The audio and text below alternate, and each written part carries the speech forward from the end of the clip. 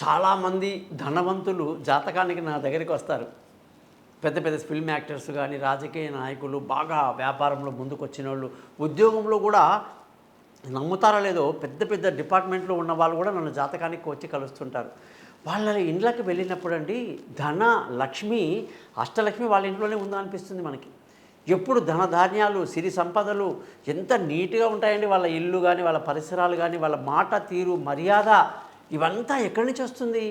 ధనం ఎక్కడ అయితే ఉంటుందో అక్కడ అష్టలక్ష్మి ఉన్నప్పుడు చదువు బాగుంటుంది, ధైర్యం ఉంటుంది, అందరితో రిలేషన్షిప్ బాగుంటుంది, డబ్బు ఉండడం వల్ల అందరికీ సహాయం చేసేటువంటి పరిస్థితి, చక్కటి సంతాన యోగం కానివ్వండి, చక్కటి ఆరోగ్యం కానివ్వండి, విజయాలు అన్నిట్లో కూడా వాళ్ళకి ఉంటాయన్నమాట.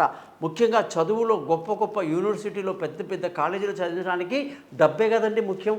మరి ఈ ధనం బాగా ఉండాలి ఆ కుటుంబంలో, అంత బాగా ఉందంటే కారణం వాళ్ళ జాతకం. మీరు నమ్ముతారో లేదో 100% జాతకాన్ని నమ్ముతారండి ధనవంతులు.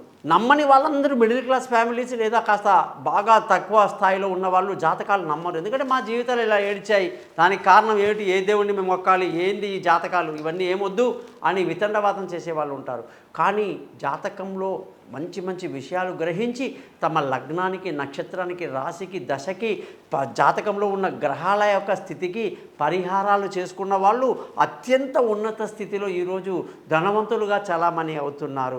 కాబట్టి మీరు నమ్ముతారో లేదో మన భారతదేశ ప్రధానమంత్రి ఇందిరాగాంధీకి చంద్రశేఖర్ అని చెప్పేసి ఒక పెద్ద ఆయన అద్భుతమైనటువంటి జాతకాలు చెప్పేవాళ్ళు ఉండేవారు. పివి నరసింహారావు గారు ప్రధానమంత్రిగా ఉండి వేదాంతి, గొప్ప జ్ఞాని, భారతదేశంలో అన్ని భాషలు తెలిసిన వాడు, అటువంటి బహుభాషా కోవిదుడు పివి నరసింహారావు కూడా చక్కటి పండితుడు అనమాట, జ్యోతిష పండితుడు, వాస్తు నిర్మాత. అటువంటి మహానుభావులు ఎంతోమంది, ఒక రాజకీయంగా కాదండి, ఒక అంబానీ తీసుకోండి, అంబానీ కుటుంబంలో ఎంతోమంది వందల మంది ఉంటారండి గొప్ప గొప్ప వాళ్ళు. అందరూ కూడా జాతకాన్ని, నియమాలను, పద్ధతులను, శాస్త్రాన్ని, వాస్తుని బాగా నమ్ముతారండి. ఎందుకంటే వాళ్ళు సెక్యూర్డ్ ప్లేస్లో ఉన్నారు కాబట్టి. అలాగే మనమంతా కూడా గొప్పవాళ్ళం అవ్వాలి, మనం గొప్పవాళ్ళ జాబితాలో వెళ్ళాలి. అలాగే మీరందరూ కూడా మీ జాతకాలు తెలుసుకోవాలి. ఆ జాతకంలో ఉన్న గ్రహాలకి చిన్న చిన్న పరిహారాలు చేసుకోవటం వల్ల మనం అత్యంత ఉన్నత స్థితిలో ధనవంతులుగా ఈ సమాజంలో ఉండే అవకాశాలు లేకపోలేదు. అలాగా నా దగ్గరకు వచ్చినటువంటి 36 ఏళ్లలో ఎంతోమంది ఇప్పటికీ రెగ్యులర్గా వస్తూనే ఉంటారు. అదొక డ్యూటీ లాగా.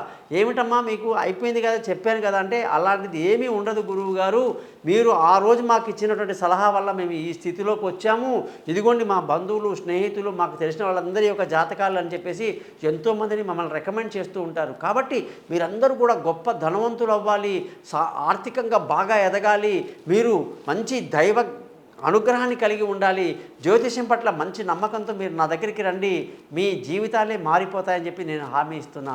నమస్కారం. గోపాలయ్య గారు.